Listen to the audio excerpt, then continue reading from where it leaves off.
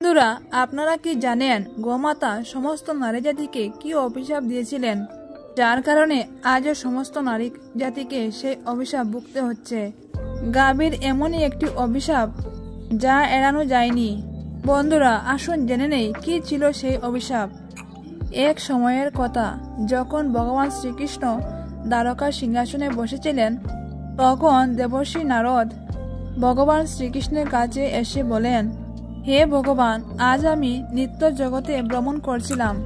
তখন একজন মহিলা আমাকে জিজ্ঞাসা করলেন, আগে যখন নারীদের সন্তান হতো তারা জন্মের সাথে সাথেই হাঁটা শুরু করত, কিন্তু এখন তা হয় না। এমনটা কেন প্রভু? এই প্রশ্নটির উত্তর আমার কাছে নেই, তাই আমি আপনার কাছে এলাম। তখন ভগবান শ্রীকৃষ্ণ বললেন, হে দেবর্ষি নারদ, আপনার এই প্রশ্নটি খুবই গুরুত্বপূর্ণ। আপনি যদি এই প্রশ্নের উত্তর জানতে চান, তাহলে আমি আপনাকে একটি গল্প বলবো। আপনি এই গল্পের মাধ্যমে জানতে পারবেন কেন বর্তমানে মহিলাদের সন্তান জন্মের পরে হাঁটতে পারে না। তখন দেবর্ষি নারদ বলেন, এই গল্পটি আমি অবশ্যই সম্পূর্ণ শুনবো, আপনি বলেন প্রভু। বন্ধুরা, আপনারাও যদি এই প্রশ্নের উত্তর জানতে চান, তাহলে অবশ্যই ভিডিওটি স্কিপ না করে সম্পূর্ণরূপে দেখুন। ভগবান শ্রীকৃষ্ণ বললেন, হে দেবর্ষি নারদ, একটি গ্রামে রামচন্দ্র নামে একজন ব্যক্তি বাস করতেন। রামচন্দ্র ছিলেন খুবই স্বার্থপর মানুষ। তার একটি গাভী ছিল। গাভীটি অনেক দুধ দিত। রামচন্দ্র তার গাভীটিকে অনেক বেশি করে সবুজ ঘাস খাওয়াতো আর দুধ দোয়াতো। রামচন্দ্র সেই দুধ নিজে খেতেন, পরিবারের সবাইকে খাওয়াতেন এবং বিক্রিও করতেন। দুধ বিক্রি করে রামচন্দ্র তার সংসার চালাতেন। এইভাবে কাটছিল রামচন্দ্রের দিন। কিছুদিন পর একটা সময় এলো যখন গাভীটি রামচন্দ্রকে দুধ দেওয়া বন্ধ করে দিল এবং তার সাথে সাথে রামচন্দ্র গাভীটিকে খাবার দেওয়া বন্ধ করে দেয়।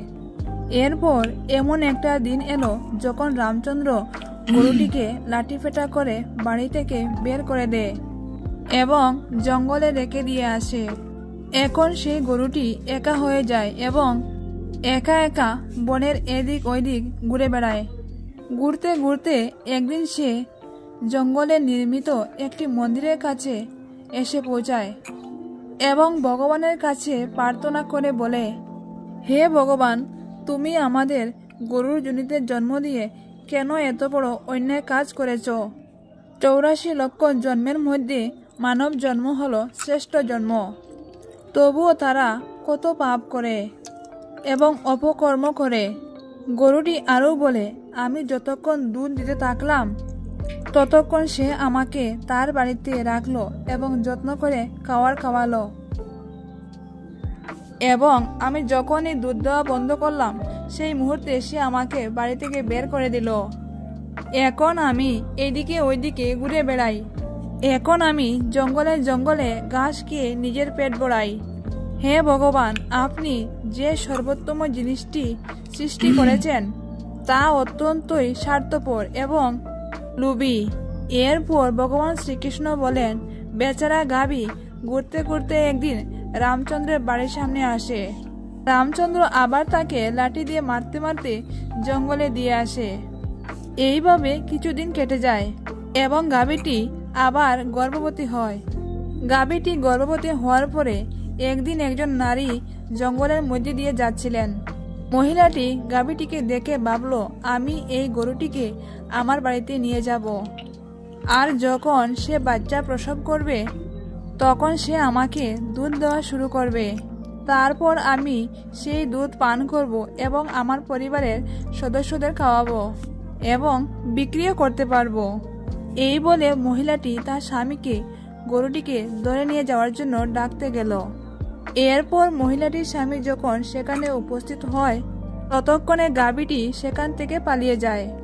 ধীরে ধীরে আরো কিছু সময় কেটে গেল। শ্রীকৃষ্ণ বললেন, হে দেবর্ষি নারদ, যখন গাভীর প্রসবের সময় গড়িয়ে আসলো, তখন গাভীটি একটি নির্জন বনে একটা বাছুর প্রসব করে। প্রসবের কিছু সময় পর সেই মহিলা ঘাস কাটতে সেই জঙ্গলে গিয়েছিলেন। তিনি দূর থেকে দেখলেন যে একটা গাভী বাছুর প্রসব করেছে। তখন সেই মহিলা গরুর দিকে এগিয়ে আসলেন এবং দেখলো, আরে এটা তো সেই গাভীটা। তখন মহিলাটি মনে মনে ভাবল, এখন আমি গাভীটাকে ধরে আমার বাড়িতে নিয়ে যাব।